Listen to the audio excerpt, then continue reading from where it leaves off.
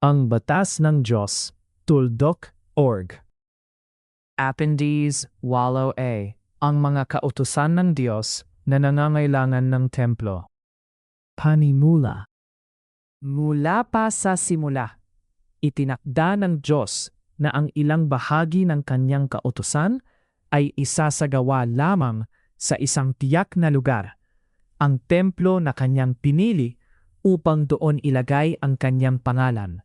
Deuteronomio 12, mula 5 hanggang 6, 12, 11. Maraming mga tuntunin na ibinigay sa Israel, mga hain, mga alay, mga ritual ng paglilinis, mga panata, at ang mga tungkulin ng saserdoteng Levita ay nakasalalay sa isang pisikal na dambana, sa mga saserdoteng nagmula kay Aaron, at sa isang sistema ng kalinisan na umiiral lamang habang nakatayo ang templo. Walang propeta at maging si Jesus man ang nagturo kailanman na ang mga utos na ito ay maaaring ilipat sa ibang lugar, iangkop sa bagong kalagayan, palitan ng mga simbolikong gawain o sundin ng bahagya. Ang tunay na pagsunod ay laging malinaw. Alinman ay ginagawa natin ng eksakto ang iniutos ng Diyos o hindi tayo sumusunod. Huwag kayong magdagdag o magbawas sa mga utos na ibinibigay ko sa inyo. Sa halip, sundin ninyo ang mga utos ng Panginoon ninyong Diyos na iniutos ko sa inyo. Deuteronomio 4:2. Tingnan din ang Deuteronomio 12:32. Josue 1:7. Ang pagbabago ng kalagayan.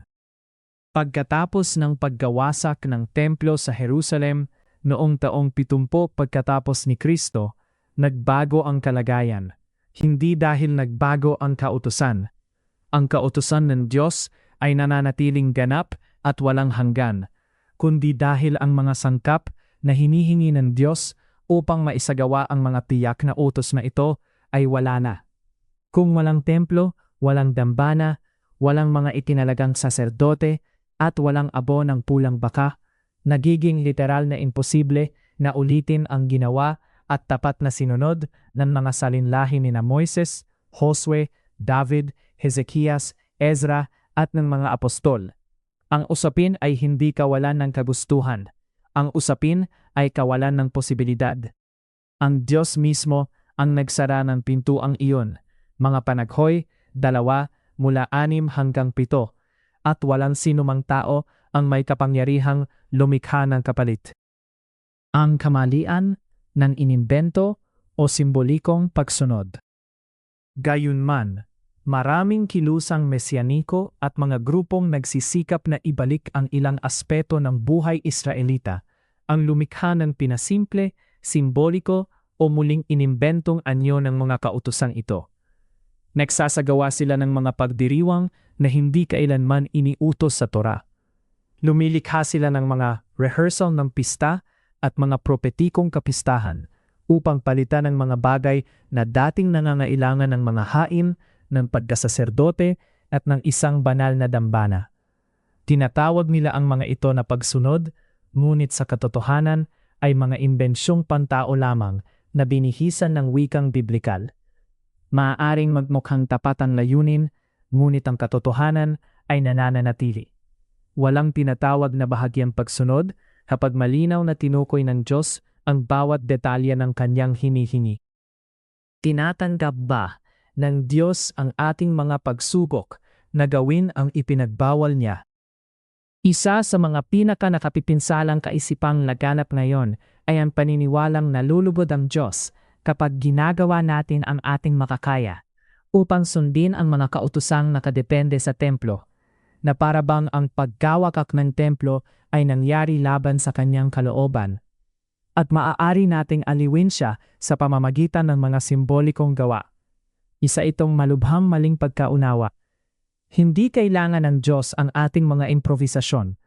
Hindi niya kailangan ang ating mga simbolikong pamalit. At hindi siya naluluwalhati kapag binabaliwala natin ang kanyang eksaktong mga tagubilin upang lumikha ng sarili nating bersyon ng pagsunod. Kung iniutos ng Diyos na ang ilang kautusan ay isagawa lamang sa lugar na kanyang pinili, sa pamamagitan ng mga saserdoteng kanyang itinalaga, at sa dambanang kanyang pinabanal, Deuteronomio 12, mula 13 hanggang 14. Kung gayon ang pagtatangkang isagawa ang mga ito sa ibang lugar, o sa ibang anyo, ay hindi debosyon. Ito ay pagsuway. Ang templo ay hindi inalis ng hindi sinasadya. Ito ay inalis ayon sa pasiya ng Diyos. Ang pag-aasal na parabang maaari nating muling likhain ang kanyang isinantabi ay hindi katapatan kundi kayabangan. Nalulubog ba ang Panginoon sa mga handog na sinusunog at mga hain gaya ng pagtalima sa kanyang tinig? Mas mabuti ang sumunod kaysa maghandog. 1 Samuel 15:22. Layunin ng seryeng ito. Ang layunin ng seryeng ito ay gawing malinaw ang katotohanan ito. Hindi namin tinatanggihan ang alinmang utos. Hindi namin minamaliit ang kahalagahan ng templo. Hindi rin kami pumipili kung aling mga kautusan ang susundin o isasantabi. Ang aming layunin ay ipakita ng eksakto kung ano ang iniutos ng kautusan, kung paano ito sinunod noong nakaraan, at kung bakit hindi na ito maaaring sundin sa kasalukuyan. Mananatili kaming tapat sa kasulatan nang walang dag, ibinabamanatay kasamahan. Nagsisimula kami, kung gayon sa pundasyon, kung ano talaga ang iniutos ng kautusan, at kung bakit ang pagsunod na ito ay posible lamang habang umiiral ang templo. Ang seryeng ito at marami pang ibang pag-aaral tungkol sa kautusan ng Diyos ay matatagpuan sa site, angbatasnangdiyos.org.